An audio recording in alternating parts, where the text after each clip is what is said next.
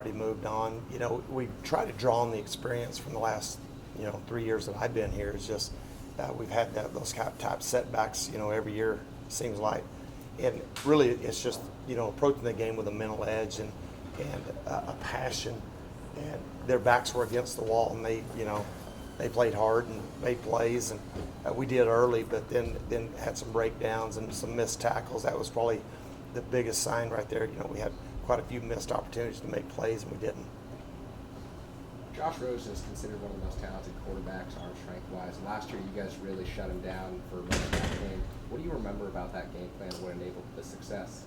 Probably what I just said. We played with incredible passion in that game. I mean, coming off of the game prior to that, if I remember correctly, we showed up, we played, we had a mental focus about ourselves.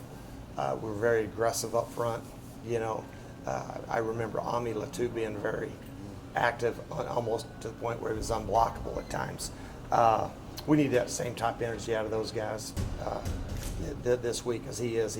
He's probably the best quarterback, just pure pocket passing, pro-style quarterback that I've seen. Speaking of Ami, is he healthy to go this week?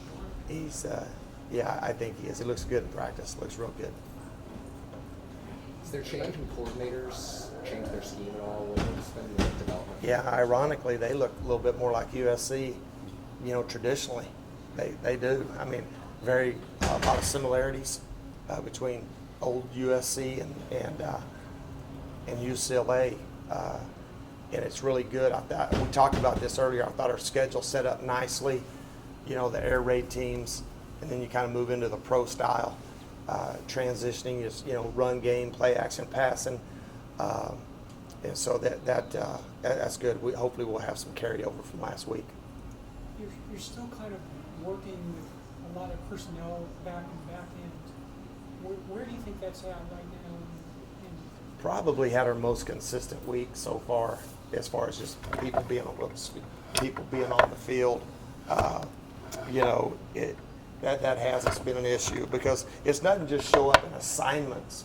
It shows up as far as like communication, those type of things, and I think that'll help. And getting Liu and Salamo both back, that's going to continue to develop, I think, and create more consistency, which is what we're looking for.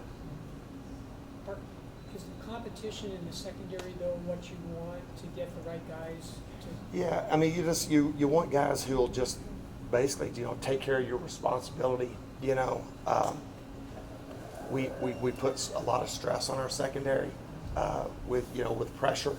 So again, you just got to get guys that are dependable and that are going to communicate. And again, it's just learning to function as a unit. That's hard to do when it's different people all the time.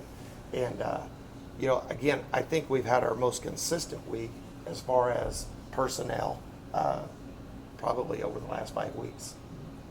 Are the younger guys like Kyle Williams and Robbie, are they getting closer to where? Yeah, it's just, it's a tough chore for a freshman in the back end to play against the type of talent that you're going to play against in a Power 5 conference. But yeah, they are.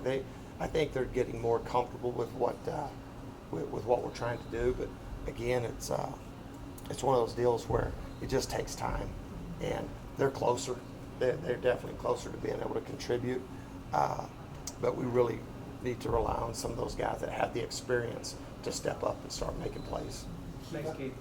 Keith, one more question. Sorry. Okay. I know you maybe you've been asked this, but the tackling. Do you think that the open field tackles are those things that correlate directly to what you guys work on in practice in your tackling circuit? You try to put people in the open field, and again, man, the talent that you face in this league. That's why you see all the spread offense. I mean, throw a negative yardage route, and now it's one-on-one tackling.